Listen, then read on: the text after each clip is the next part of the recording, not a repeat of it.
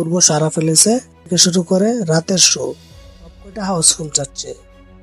মুক্তির মিছিলে সবচেয়ে বেশি হল পেয়েছে তুফান, 13 লাখ টাকা দিয়ে হল মালিককে নিতে হয়েছে ছবিটি। প্রথম দিকে বেশ ভালো সাড়াও দেখা যাচ্ছে, এতে স্টার সিনেপ্লেক্সে শো 21টি থেকে বাড়িয়ে 30টি করা হয়।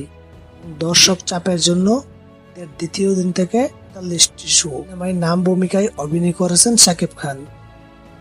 এতে চঞ্চল চৌধুরী, লীলা, মিমি চক্রবর্তীর মতো শিল্পীরা রয়েছেন। প্রযোজনায় রয়েছে বাংলাদেশের আলফা আই ও ভারতের SBF। এত সারা পাচ্ছে তুফান, আমারই মনে প্রশ্ন জাগে ওপেনিং ডেতে কত টাকা আয় করেছে তুফান। এক্সাক্ট কার অঙ্কটা তো আর বলা যাচ্ছে না, ধারণা করা হচ্ছে ওপেনিং ডেতে 1,30,00,000 থেকে 1,35,00,000 টাকা কালেকশন আনতে পারে তুফান।